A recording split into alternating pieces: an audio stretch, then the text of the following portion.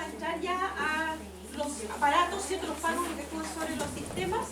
Y vamos a partir con el sistema nervioso central y le puse el monito de una sinapsis, ¿cierto? De un axón conectando con otra estructura, porque los fármacos, lo que usamos, lo que hacen en el fondo es imitar o hacer más o menos lo mismo que hacen los neurotransmisores. Esto es como un axón normal, ¿cierto? Si se acuerdan, tenemos estos gránulos llenos de neurotransmisor, están aquí y cuando ingresa calcio, ¿se acuerdan? Ingresa calcio en la terminación, migran y empiezan a liberar el neurotransmisor en la unión interneuronal o del axón con un efector, lo que sea, ¿ya?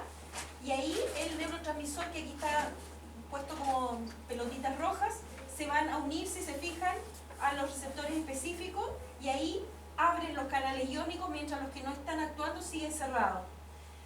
Además, parte del neurotransmisor que se liberó no se alcanzan ya receptores y es recaptado, ¿cierto?, para volver a entrar a la terminación nerviosa y volver a formar nuevamente los neurotransmisores. Entonces, los fármacos que actúan en el sistema nervioso central son o imitadores de los neurotransmisores o actúan a nivel de los receptores o bien actúan a nivel de estas enzimas metabolizadoras. Por eso que esto es la base, digamos, de lo que nosotros, de la forma en que en farmacología se usan los fármacos que actúan en el sistema nervioso central. Nosotros vamos a referirnos, ¿cierto?, fundamentalmente a los depresores del sistema nervioso central, y para lo que más usamos nosotros los depresores del sistema nervioso central es para procedimientos quirúrgicos.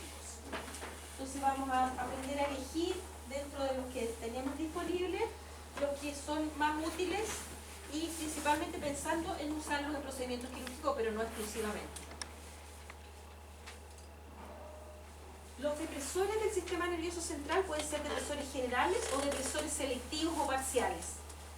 Los depresores generales son los que deprimen todo y los únicos que usamos nosotros en veterinaria son los anestésicos generales. Los depresores selectivos deprimen solo algunas partes y eso lo usamos mucho más, ¿cierto? Aquí tenemos los analgésicos narcóticos, que ya los vimos. Tenemos los antiepilépticos o anticonvulsivantes, los tranquilizantes, y esto los vamos a ver junto con los anestésicos locales, esta parte del sistema nervioso central, y los otros, ¿cierto? Los depresores del centro de la tos, del centro del vómito, los vamos a ir viendo cuando veamos digestivo, respiratorio, específicamente, ¿ya? Vamos a partir con los depresores generales y decíamos lo que nosotros usamos son los anestésicos generales. Cuando yo hago anestesia general, ¿cómo sé que el animal está anestesiado? Porque tengo que tener estas 4 características. El animal tiene que tener insensibilidad generalizada, o sea, no tiene que haber respuesta a estímulos sensoriales. La respuesta motora está disminuida frente a estímulos ambientales, el animal no se puede mover. Está inconsciente, desconectado del ambiente. Y además tiene amnesia, que se llama amnesia anterógrada, o sea, desde que hace efecto el fármaco en adelante, el animal no se acuerda hasta que recupera la conciencia y ya está despertando. Entonces, si cumple con estas 4 características, yo digo el animal está anestesiado, ¿ya? Durante muchos años, y si ustedes buscan en los libros de cirugía y de farmacología también, durante muchos años se estudiaba la profundidad anestésica con unas tablas, ¿cierto?, que se llamaban planos quirúrgicos. Ellos dividían, ¿cierto?, la profundidad anestésica en 4 planos de profundidad. Pero esos planos quirúrgicos se hicieron con el éter y el cloroformo, que fueron los primeros anestésicos generales que tuvimos, ¿cierto?, que eran inhalatorios, y en aquellos tiempos no se aplicaba antes de la anestesia un tranquilizante, un analgésico, nada, simplemente se le ponía el éter y el cloroformo y se hicieron estos planos, ¿cierto?, quirúrgicos. Entonces, estos planos quirúrgicos, como les digo, ustedes los buscan en cualquier libro y va a salir de la dilatación pupilar y todas estas cosas, pero no calzan con lo que nosotros vemos actualmente, porque nosotros actualmente siempre hacemos preanestesia con un depresor parcial. Siempre ponemos analgesia, aunque no sea con un analgésico narcótico, siempre ponemos analgesia. Entonces los planos quirúrgicos de ese modo, vistos de ese modo, no calzan con la forma en que nosotros los vemos ahora. Entonces, a pesar de que todavía existen y a pesar de que todavía hay profesionales que hablan de los planos de la anestesia, están referidos a esos planos de la anestesia, ¿ya? Pero nosotros, más que eso, nosotros nos referimos a esto cuando hablamos de un animal anestesiado. Más que a que esté en el plano tal, el plano 4 era en la depresión vulvar cuando el animal ya se estaba muriendo. Entonces, no teníamos que llegar a la depresión vulvar, sino que teníamos que llegar en el plano, ojalá, en el plano 3, que se llamaba, y que se subdividía a su vez en 4 etapas. Entonces, era muy complicado y no calza con lo actual. Así que no tiene sentido que pierdan neuronas estudiándose eso, ¿ya? Pero por si alguien lo quiere revisar, todavía se usa, todavía está. Así que es fácil encontrarlo, pero no se da tan... Obviamente la depresión vulvar se ve igual, pero ahí se está muriendo el animal. Yo no quiero nunca llegar a tener depresión vulvar, ¿ya? Bueno, los anestésicos generales son depresores generales, ya dijimos, del sistema nervioso central. Todos tienen índice terapéutico bajo, o sea, la dosis terapéutica está muy cerca de la dosis tóxica. Por lo tanto, tenemos que manejarlos con cuidado. Todos ellos se administran según efecto. O sea, tengo que poner... ¿Dosis y efecto? Sí. Tengo que poner y ver qué efecto provoca en el animal. Por eso se administran según efecto. Hasta que tengo estos 4 elementos, yo digo, ya, estoy con un animal anestesiado. No hay otra forma. Yo calculo dosis por kilo de peso, igual que siempre, pero voy poniendo cantidades pequeñas, ¿cierto?, hasta llegar a lo que yo considero que es el efecto anestésico. Y los anestésicos generales pueden ser inyectables o inhalatorios, todos se usan.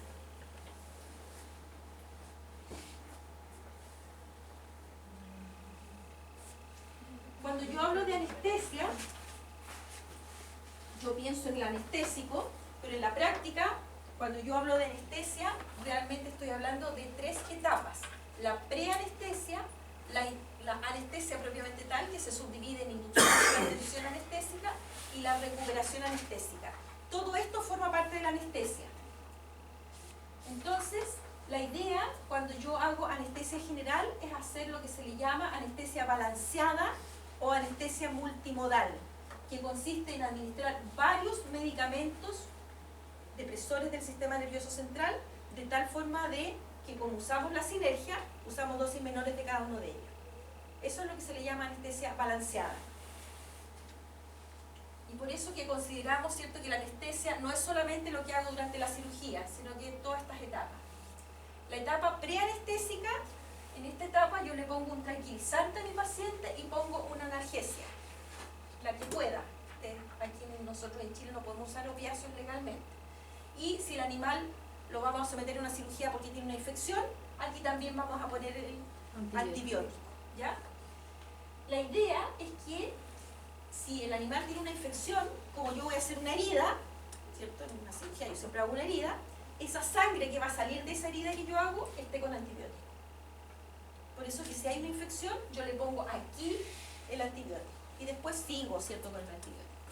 De hecho, hay muchas cirugías en que se usa un antibiótico diferente en el pre y en el postquirúrgico y uno diferente intraquirúrgico que se aplica aquí, dependiendo de qué van a hacer. Entonces la preanestesia incluye sí o sí tranquilizante y analgesia y a veces antibióticos, y es lo que tiene este paciente de aquí. Se fijan que está relajado, está tranquilo, está con los ojos abiertos, o sea, está sedado.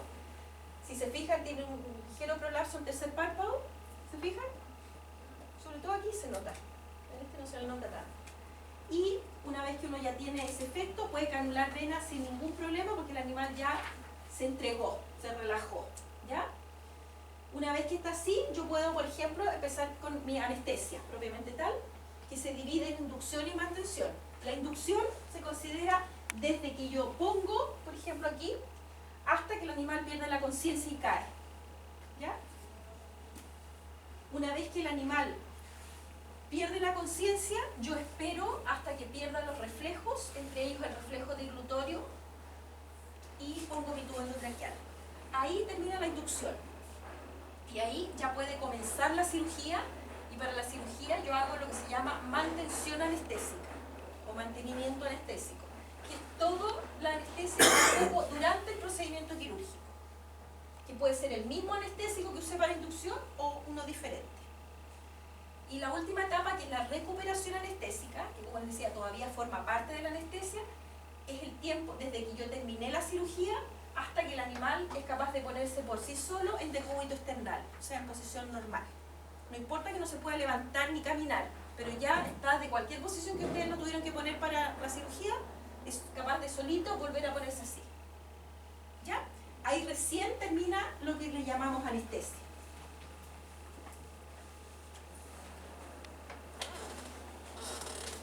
El mecanismo de acción de los anestésicos, la verdad es que no se conoce exactamente cómo funciona. Se tienen algunas ideas y se piensa que, ¿ya? Se piensa que la mayoría de ellos funcionan a nivel del neurotransmisor GABA, que es lo que está representado aquí, ¿cierto? Con esos triangulitos, el neurotransmisor, y que se uniría a receptores GABA-A. Y lo que hace, si se fijan, abre los canales de cloro. Bueno, los receptores GABA, también hay receptores GABA-B que actúan a nivel del potasio, ¿cierto? Pero se supone o se cree que los anestésicos generales no actúan a nivel del receptor GABA-B, sino que solamente del GABA-A. Como les digo, no se sabe exactamente, pero eso es lo que se cree. Bueno, si se acuerdan, el GABA, el ácido GABA-aminobutírico, es el principal neurotransmisor inhibitorio. Entonces, lo que haría es estimular, ¿cierto?, la acción del neurotransmisor inhibitorio y de esa forma provocaría la depresión. Entonces, se cree que todos los inhalatorios, los barbitúricos como el tiopental, el propofol, la alfaxalona, que nosotros no la vamos a ver pero que se usa mucho en gatos, tienen este efecto, ¿cierto?, a nivel del GABA, a nivel de receptores GABA-A.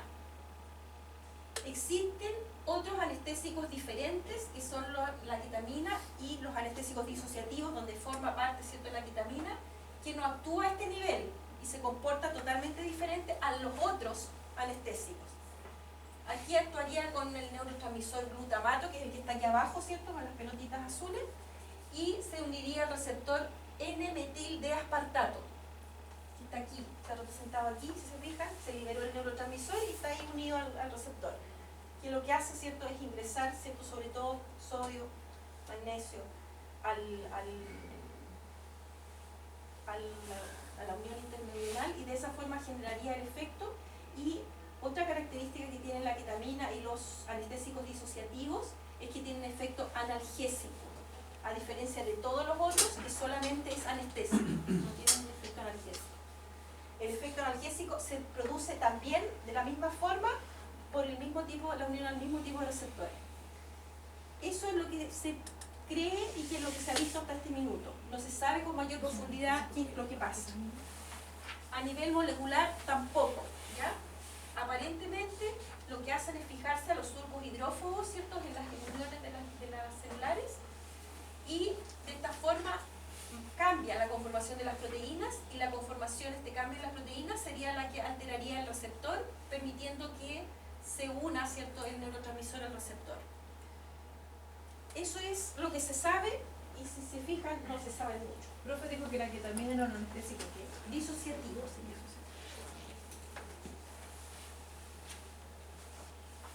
Vamos a partir con los anestésicos generales inyectables.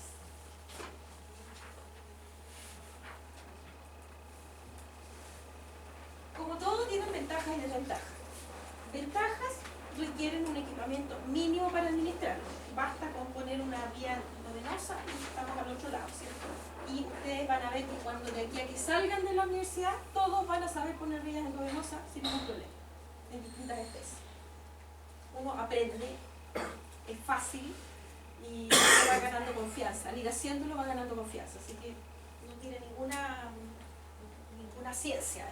Es ver, en animales menores, es ver, tocar, pinchar. En animales yo no trabajo con exóticos, pero los exóticos dicen que poco menos que uno tiene que encomendarse a Dios, decir hacer un proceso de relajación, y uno sabe que pasa por ahí, pero uno ni siquiera lo ve. ¿Ya? No sé cómo será porque nunca he trabajado con exóticos, pero eso es lo que yo sé de los exóticos. pero la mayoría de los pacientes con los que nosotros trabajamos, uno, como les digo, no solamente los ve, sino que decimos, los toca y los siente, o sea, no es difícil. Entonces, equipamiento mínimo es lo mismo que poner un suero endovenoso, simple y fácil de aplicar. Créanme que todos ustedes van a salir de la universidad sabiendo poner vías endovenosas. Son de elección además para cirugías de cabeza o boca, porque ahí poner un anestésico inhalatorio es más difícil, ¿cierto? Porque va a estar ocupando la cabeza y la boca uno en la cirugía. Pero tienen desventajas. Y la principal es que es muy difícil, o es más difícil que en los inhalatorios, controlar la profundidad anestésica. Porque lo que decíamos, son dosis y efectos. Yo tengo que poner para ver qué efecto tiene. Y si le puse mucho, se me puede morir el paciente. ¿Ya? La gracia de los inhalatorios es que como la mayoría se elimina por expiración, el animal respira, lo elimina. Aquí no. Tiene que ser metabolizado y excretado y recién ahí sale del organismo.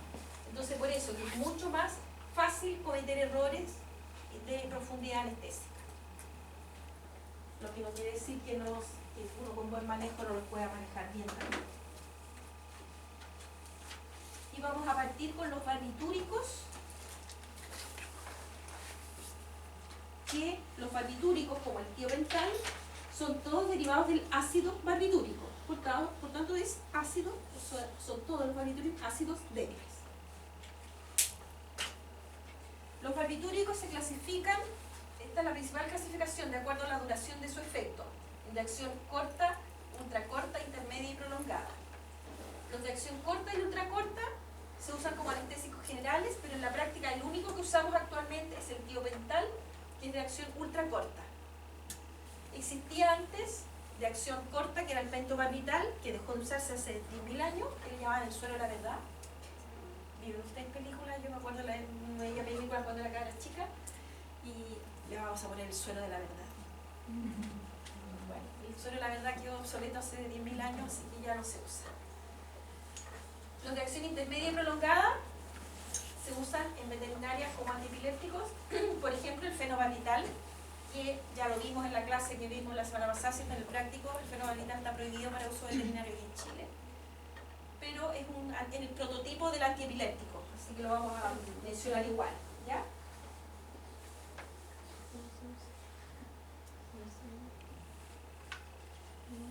Mecanismo de acción, no sabemos mucho, sabemos que actúan aparentemente a nivel de los receptores del GABA, y aquí está la representación de un receptor, ¿cierto? Que, si se fijan, tienen aquí el receptor, o está reflejado, ¿cierto? Aquí el receptor para los barbitúricos, aquí hay una parte que es un receptor de receptor para las benzodiazepinas, etanol y otros elementos, ¿cierto? Y aquí ni siquiera veo el color, ¿ya? Pero si se fijan, el mismo receptor se une no solamente a los barbitúricos, sino que a varios tipos de otros elementos. Y lo que hace es abrir el canal de cloro, ¿ya? Este es un receptor GABA-A, ¿cierto? Y además de favorecer el efecto de los barbitúricos como el tiopental, también sirve para unión a las benzodiazepinas. Entonces, si yo pongo como anestésico el tiopental, va a favorecer la fijación de las benzodiazepinas al receptor. Entonces, no sería una mala idea usar, por ejemplo, diazepam como tranquilizante y después tiopental como anestésico.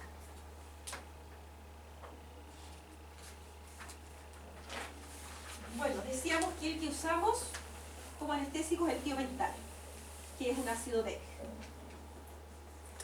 Entonces, cuando tenemos un pH ácido, como es ácido, si yo lo pongo en pH ácido, la mayoría va a estar no disociado. Pero el pH normal de nuestros organismos, de los animales con los que trabajamos, no son ácidos, ¿cierto? De hecho son hasta neutros, ligeramente alcalinos, ¿cierto? Entonces la mayor parte del fármaco, cuando yo lo administro, no está en este estado no disociado. Por lo tanto, la profundidad anestésica va a estar dependiendo del pH de mi animal, de mi paciente. pH normal de la sangre de nuestros animales es alrededor de 7,2, 7,4 entre los carnívoros y los herbívoros. Entonces, a ese pH, que es el normal, no voy a tener la mayoría del fármaco no disociado. Y sabemos que el fármaco no disociado es el que atraviesa membrana y va a llegar a anestesiar, ¿ya? Entonces, cuando yo tengo un pH normal, voy a tener una cantidad X conocida de fármaco no disociado que va a atravesar membrana. Pero ¿qué pasa si yo pongo el tiopental en un paciente que tiene acidosis, ya sea metabólica o respiratoria? Voy a tener mayor cantidad de fármaco no disociado. Por lo tanto, voy a tener mayor intensidad anestésica. Entonces, si yo lo pongo en un paciente que no tiene su pH normal, yo voy a calcular una dosis y voy a decir, no, si con esto se va a anestesiar y se me puede hasta morir. Simplemente por el pH interno. Por otro lado, los barbitúricos, entre ellos el tiopental, su principal problema es que son depresores respiratorios. ¿Y qué pasa si tengo depresión respiratoria? Tengo aumento del CO2. Y si tengo aumento del CO2, acidosis respiratoria. Entonces, por sí solos, ellos pueden alterar el pH normal. Entonces, si yo lo pongo en una cirugía prolongada, lo más probable es que ese paciente, en algún minuto de esta cirugía prolongada, va a llegar a acidosis respiratoria. pH más ácido, mayor intensidad de efecto anestésico. Se me puede morir por una dosis que yo consideraría normal, ¿cierto? Por consiguiente, aquí vamos viendo que no es para cualquier paciente, si se fijan. Es para pacientes, ojalá, sanos, porque ahí yo voy a saber cómo manejarlo. Si mi paciente tiene una acidosis del tipo que sea, no voy a poder controlar bien la profundidad anestésica y se me puede pasar la mano con nada, con un pelito. Por otro lado, como son depresores respiratorios, por sí solos van a tender a alterar el pH interno. Por consiguiente, no me conviene usarlos en cirugías prolongadas. Porque sí o sí me van a generar en algún minuto una acidosis. Entonces tampoco me sirve para cirugías largas. Alguien me podría decir, bueno, ¿por qué no alcalinizo? ¿Cierto? Es como razonable. Yo puedo alcalinizar hiperventilando, ¿cierto? Aumentando la cantidad de oxígeno o administrando bicarbonato del factor. ¿Cuál es el problema? Si yo alcalinizo, voy a tener una mayor cantidad de fármaco disociado que no va a ser capaz de atravesar membrana y el animal no se va a anestesiar. Así que no sirve. Entonces lo que tengo que hacer es elegir un paciente normal y una cirugía no muy prolongada. ¿Ya? No me sirve, no es una buena alternativa pensar en alcalinizar.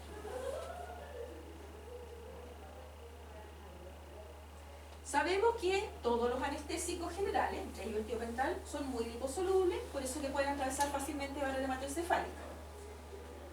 Sabemos que el tiopental, porque ya lo hemos hablado de él, ¿cierto?, es de administración endovenosa estricta, y yo lo pongo por vía endovenosa, y como es muy liposoluble, anestesia al animal en un periodo entre 20 a 30 segundos, es muy rápido la pérdida de la conciencia. Llega a circulación sistémica, ¿cierto? Lo pongo por vía endovenosa, se une a proteínas plasmáticas, igual que todos los fármacos, y lo que no está unido a proteínas plasmáticas va a anestesiar. ¿A qué proteínas plasmáticas se unen? ¿Se acuerdan? ¿Estudiaron para la primera prueba? Los ácidos débiles, ¿a qué proteínas plasmáticas se unen fundamentalmente?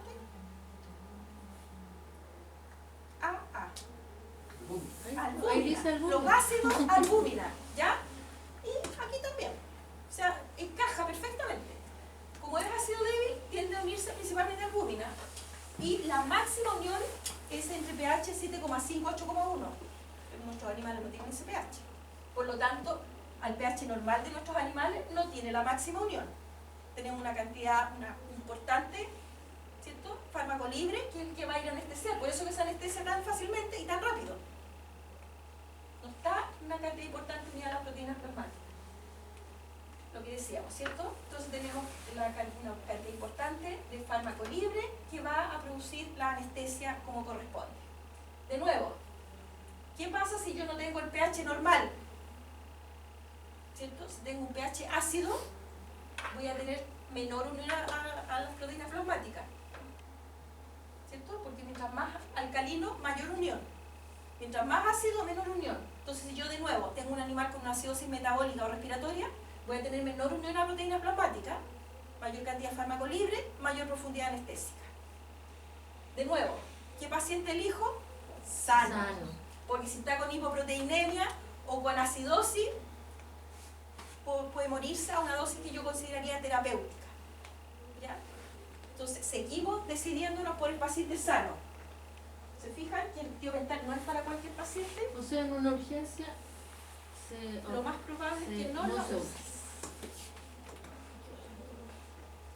Todos los anestésicos generales, los inhalatorios y los inyectables, el tiopental también, tienen redistribución, ¿se acuerdan? Dejan de hacer efecto, pero todavía están en el organismo, que esa es la redistribución.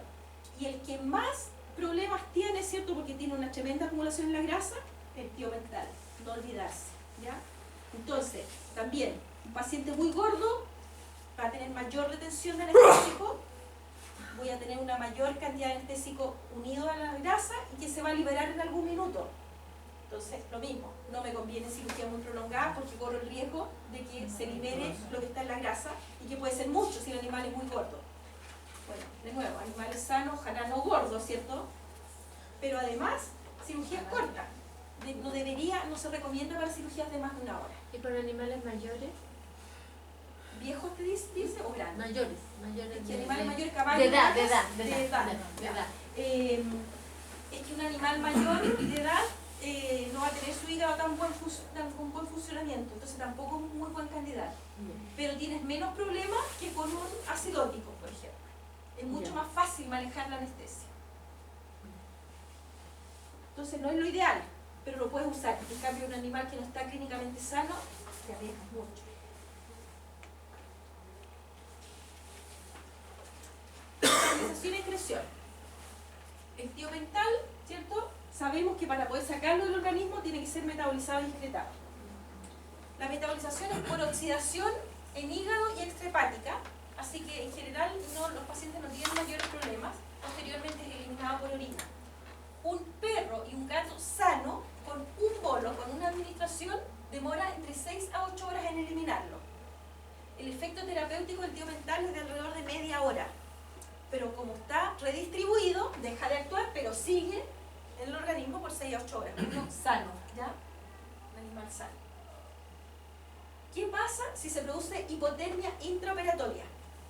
El pabellón de cirugía no estaba a una buena temperatura. O incluso postoperatoria, que es donde se produce la metabolización, ¿cierto?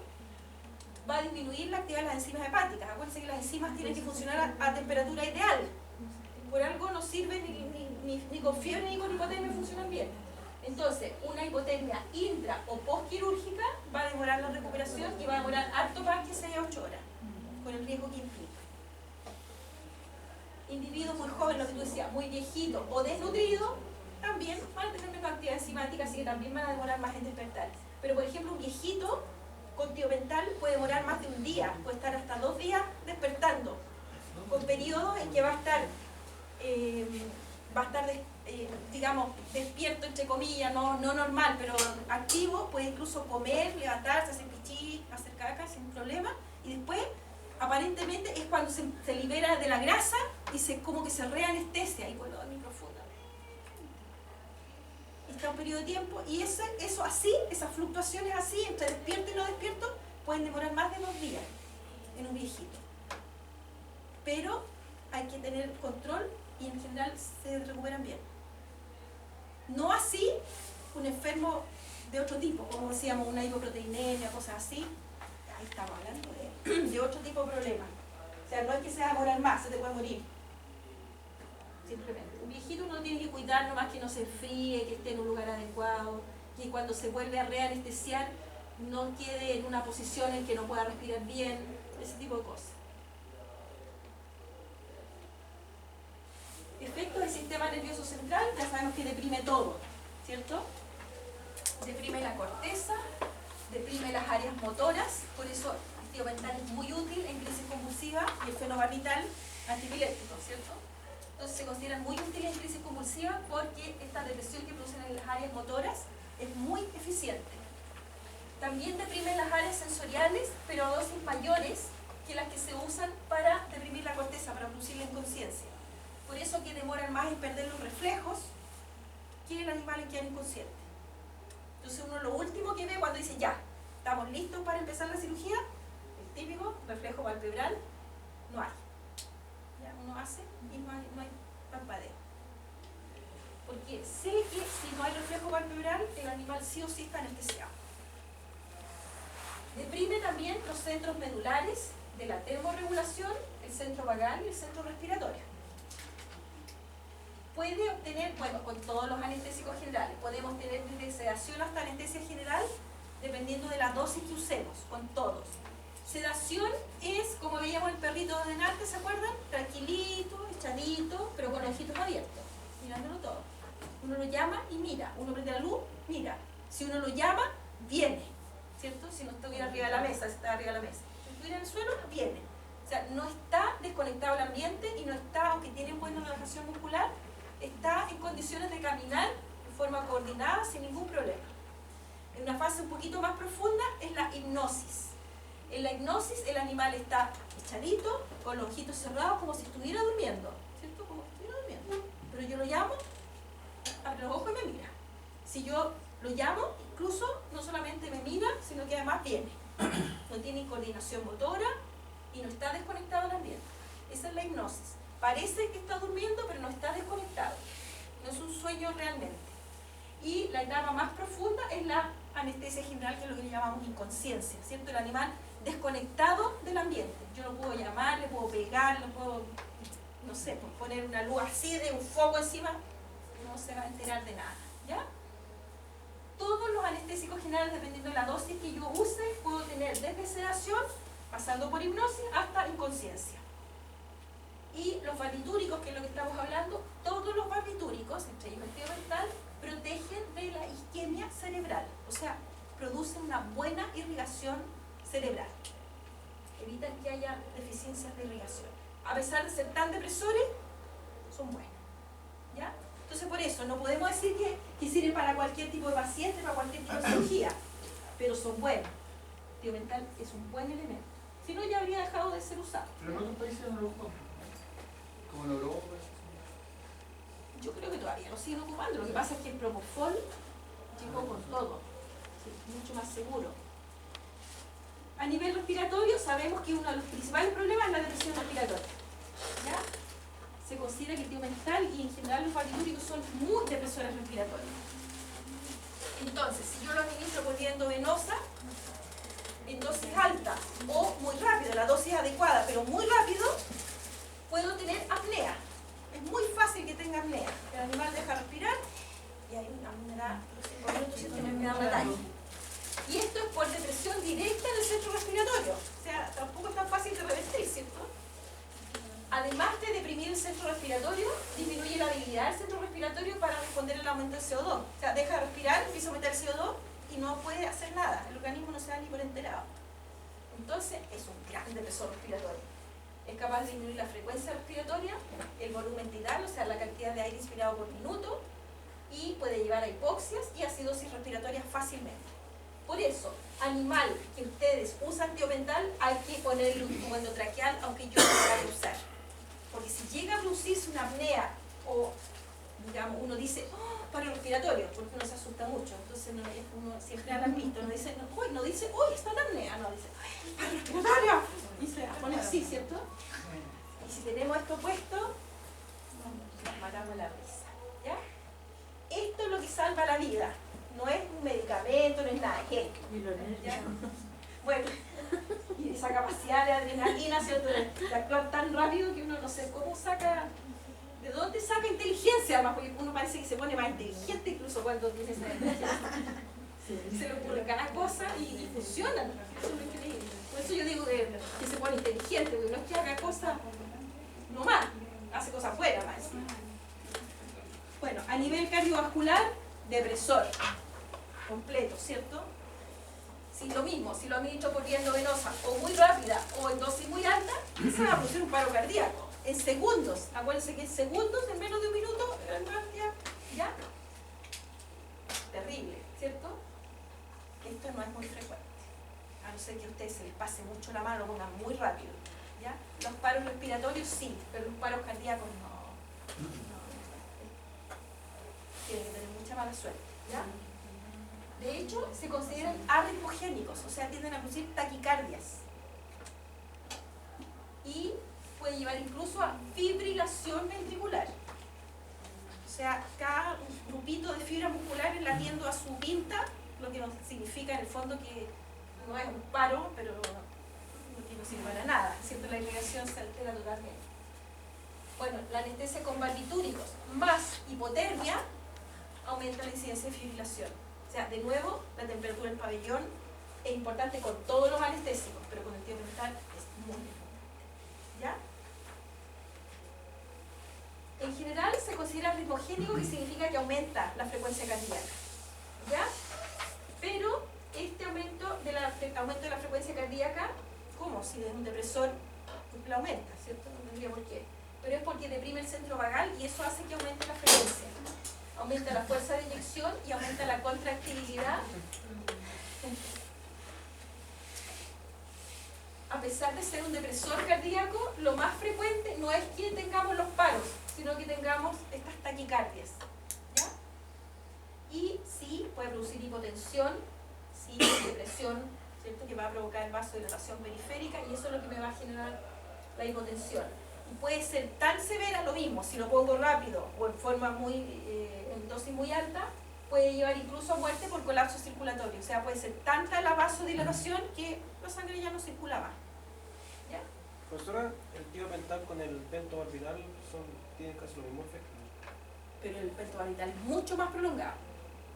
Este dura media hora. Un pentobarbital te puede durar 4 o 6 horas. El efecto. Y que yo sepa, el pentobarbital ya no se usa. O sea, ni cuando yo estudié, imagínense los años en la prehistoria, ya no se usaba el pentobarbital. Todavía existía, pero ya no se usaba. Yo llevo un ejemplo por el que el pentobarbital fue como mataron a Matute Jones. Sí. ¿Cómo Jorge Matute Jones lo mataron con pentobarbital? ¿De dónde lo sacaron?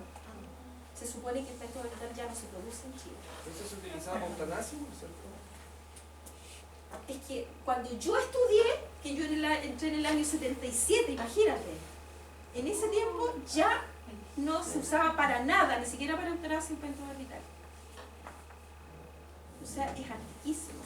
Por eso uno dice, ¿de dónde sacaron el pentobarbital para matar al cabro? Pero pueden traerlo de afuera. Pues. Tiene que en haber ese sido traído de lugar, afuera. en ese mismo lugar está la drogadicción y todos los tipos de fiestas extrañas que hacen. Por ejemplo, hacía la asociación de, por ejemplo, usando pentobarbital más el alcohol. La depresión, los dos depresores. Sí. Porque la gente jura que el alcohol es estimulante, ¿ah? La gente está convencida que el alcohol es estimulante, pero el alcohol es estimulante a dosis bajísima. Cuando se produce ya la saturación, ¿cierto?, de la sangre, la depresión es... Bueno, tanto que quedan tirados en el suelo cuando hay mucho, ¿cierto? Entonces la gente jura que es estimulante, pero en realidad es un depresor, que a dosis baja produce efecto estimulante. Pero ahí, imagina, tenemos un depresor de efecto corto, se llama corto, pero significa horas, y el alcohol también dura horas, para poder eliminarlo del organismo.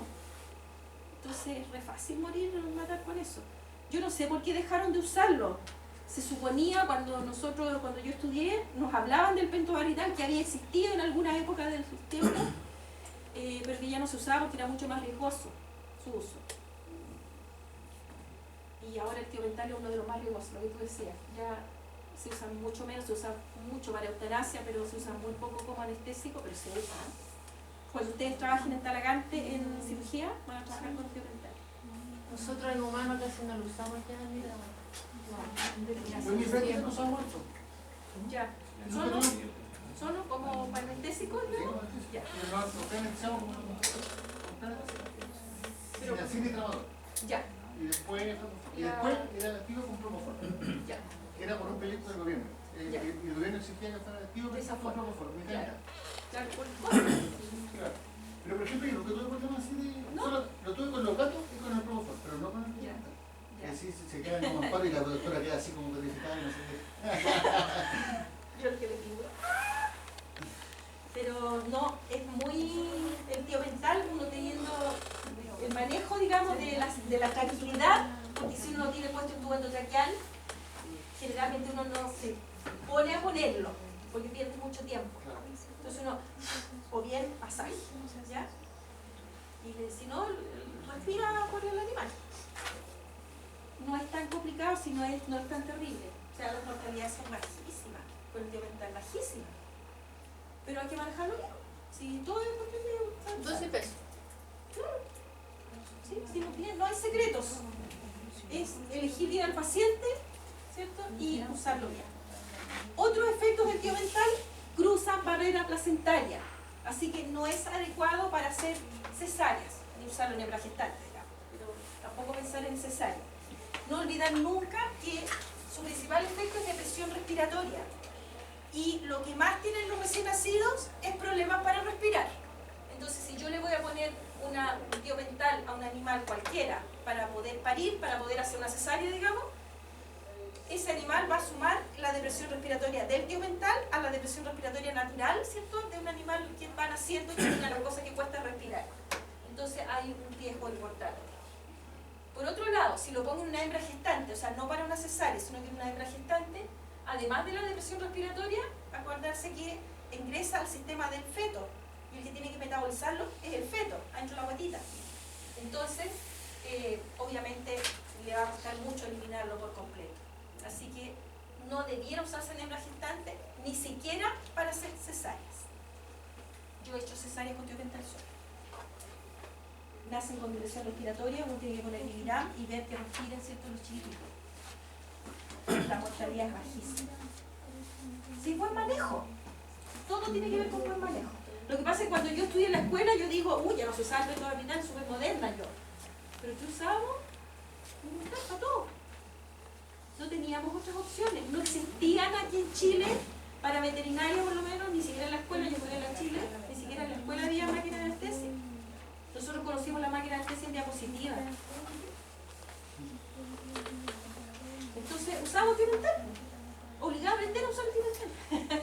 Por eso que uno tiene buen manejo, porque ya son tantos años que si no lo usara bien, estaría perdida.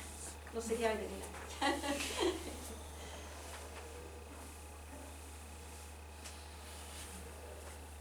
Bueno, el tiopental viene en dos presentaciones, el de humanos y el de animales viene igual. Medio gramo y 1 gramo, si se fijaron, tenemos nuestros tiopentales de uso veterinario.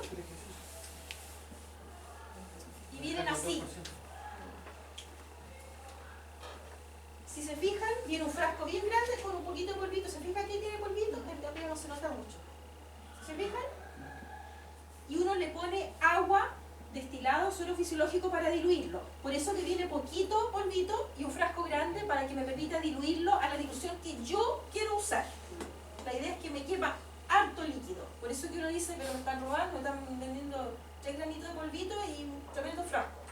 Pero es para que lo podamos diluir a diferentes diluciones de acuerdo a cómo yo me acostumbre a usarlo. Bueno, yo me acostumbré, a nosotros nos enseñaron a usarlo al 5% y yo hasta el día de hoy lo uso al 5%, pero por hábito, porque claro, yo lo manejo así, entonces yo más o menos al ojímetro mirando más o menos, este más o menos con tanto, ¿ya? Uno ya se va acostumbrando, así que acostúmbrense a diluirlo siempre de la misma forma, porque así uno sabe más o menos, de acuerdo al tamaño del paciente, más o menos con cuánto debería anestesiarse, ¿ya? Antes de hacer los cálculos y todo lo demás, porque igual se hace cálculo.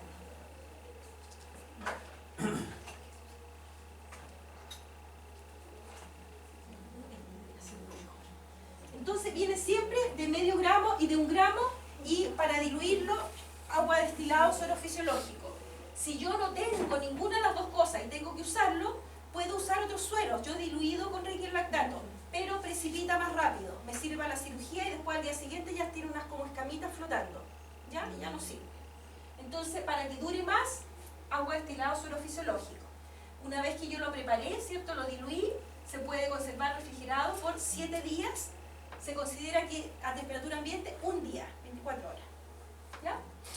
Entonces, por eso que uno lo guarda en el refrigerador siempre, para que dure más. Pero si se contamina, como les digo, si uno lo prepara con otro suero, al día siguiente ya hay unas como escamitas flotando, hay que botarlo nomás, ¿no? O dejarlo para eutanasia, si no se eutanasia, ese tipo de cosas. Generalmente se prepara entre el 2 hasta el 5%. Ya, como les digo, a mí me enseñaron a usarlo al 5% y yo me acostumbré y no he tratado de cambiar, pero es que no, me quedo con esa sensación, pero ¿cómo todavía no se duerme? Le he puesto no sé cuántas jeringas y no se duerme. Pero es porque está muy diluido nomás, ¿ya? Entonces ya me aburrí de tratar de diluirlo más. En la administración endovenosa estricta, si cae fuera de la vena, produce necrosis. ¿Por qué? pH ácido. ¿Ya? Entonces, monito, ¿cierto? Tenemos una vena cefálica o radial y una safena externa. ¿Cómo me doy cuenta que cayó fuera de la vena? Pues se empieza a formar una pelotita. alrededor de la vena, ¿cierto? Generalmente para ambos lados. ¿Qué pasa si pasa eso? Yo tengo, ¿no te ha tocado nunca? Pasa. Yo lo que hago primero, poner de nuevo en la vena la aguja o la cánula, lo que sea que esté usando. Pero por otro lado, ese poquitito que se salió, yo no me tengo que hacer la lesa, porque eso es lo que genera la necrosis. Yo sé que eso es un ácido débil, entonces lo que yo hago es neutralizar con un álcali. Y lo que se usa es la lidocaína. En todos los pabellones de cirugía hay lidocaína, todos los anestésicos locales son básicos, así que serviría cualquiera, porque va a usar la lidocaína. Entonces yo tengo un porotito del tamaño de una lenteja aquí encima, le pongo un porotito más o menos del tamaño de una lenteja de lidocaína para neutralizar. ¿Qué pasa si no tengo lidocaína? Le pongo suero fisiológico. Lo mismo, tratando de neutralizar esta acidez y evitar que se me produzca la necrosis. Entonces no solamente me limito a ponerlo en la vía que corresponde dentro del vaso sanguíneo, sino que además resuelvo el problema. No me hago la lesa. Y tenemos recursos para resolverla. ¿Qué pone si no tiene, profe? Suero fisiológico. Claro, si no tengo agua destilada, un líquido que no tenga un pH muy complicado. ¿Podría poner lactato también? Sí, alcaliniza también, pero ahí tiene que acuérdate, la alcalinización tiene que ver con el hígado. O sea, el lactato por sí solo no alcaliniza. Por eso que uno generalmente usa suero fisiológico. ¿Ya? Cuando tú usas suero fisiológico, lo que yo les decía, la lidocaína generalmente usa más o menos el mismo volumen. Cuando uno usa un suero, generalmente pone un poquito más. O sea, si tiene una lentejita, pone un garbancito, digamos, ¿ya? Un poquito más. Bueno, la idea es que nunca tengamos, de nuevo, acuérdense, ojo, ¿ya? Hay que estar vigilando al paciente. Bueno, ¿cómo preparo mi tiovental? Tú lo preparas al 2%. Sí. Si yo lo preparo al 2%, ¿se acuerdan lo que significa 2%? ¿Lo vimos en el gráfico? Programa 100 O 20, claro, 2 gramos en 100 ml o 20 miligramos en 1 ml, ¿cierto? Sabemos que viene de medio gramo y 1 gramo. ¿Cuál van a querer preparar? El gramo, ya. Entonces vamos a usar este porque es más práctico, ¿cierto? Pero da lo mismo. Si yo digo, tengo 2 gramos, o tengo que tener 2 gramos en 100 ml y tengo 1 gramo, ¿cuántos ml le tengo que aplicar? Bueno. Entonces yo tomo el frasquito de 1 gramo, le pongo 50 ml de agua destilada suero fisiológico y esos 50 ml van a estar al 2%. Teniendo eso, calculo la dosis. ¿Ya? Pongámosle que para que salgan fácil los cálculos, supongamos que vamos a poner 10 miligramos por kilo, ¿ya? Como dosis. Bueno, esta es la forma en que se calculan todos los anestésicos inyectables, ¿ah? Lo que vamos a hacer ahora. ¿Cuánto va a pesar nuestro paciente? 10 kilos, para que sea más fácil. ¿Ya? 10 kilos, para que sea fácil hacer los cálculos. Entonces yo digo, le pongo 10 miligramos a 1 kilo. ¿Cuántos miligramos a 10 kilos? ¿Cuántos miligramos? 100.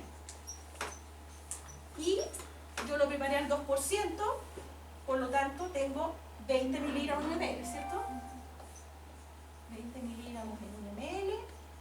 Yo le tengo que poner 100 miligramos a mi paciente. ¿Cuánto me da eso en ml? 5. Esa es la dosis calculada por kilo de peso. Pero esa es la dosis calculada, dosis total, por así decirlo.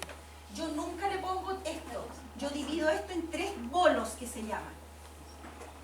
Que de todas maneras lo aplico endovenoso lento. 5 dividido por 3, ahí sí que no se nos complica. 1,6 ml. Entonces yo le pongo 1,6 ml por vía endovenosa rápida pero lenta. Acuérdense que endovenoso todo es lento.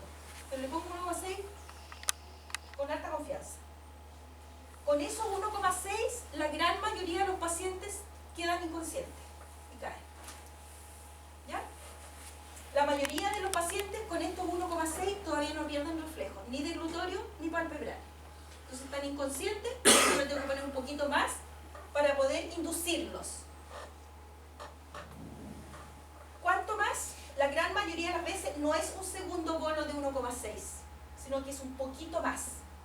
Por eso hay otro criterio que se usa menos, pero que también está, en vez de dividirlo por 3, en 3 bolos lo dividen en 2. Aquí darían 2,5.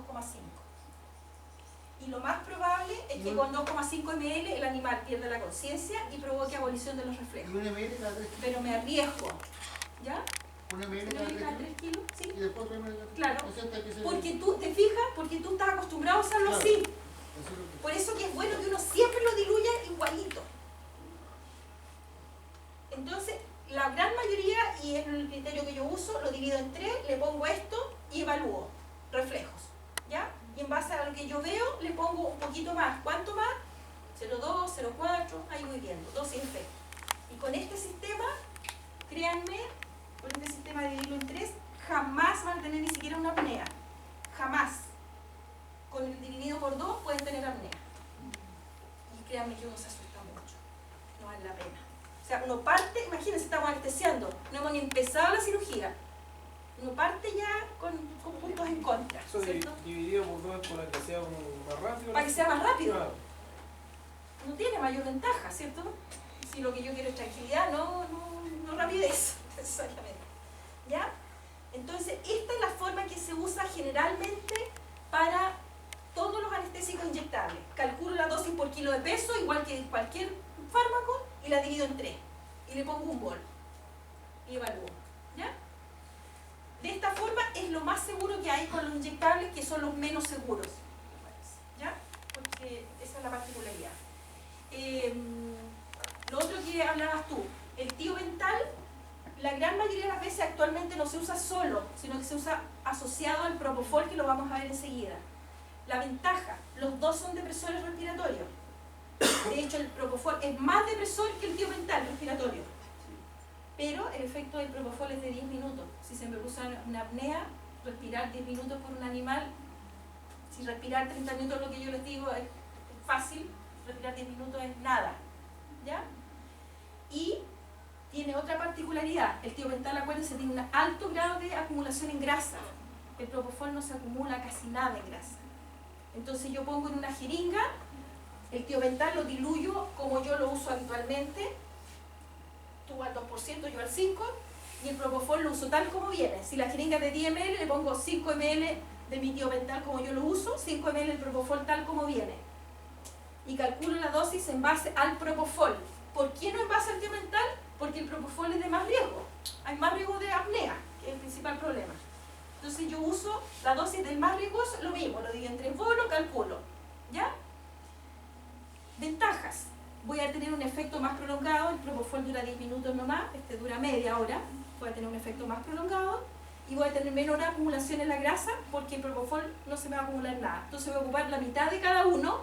¿Se fijan lo que es una anestesia multimodal o balanceada? De eso se trata. No solamente de manejarlo bien, sino que mientras más depresores usamos, vamos a tener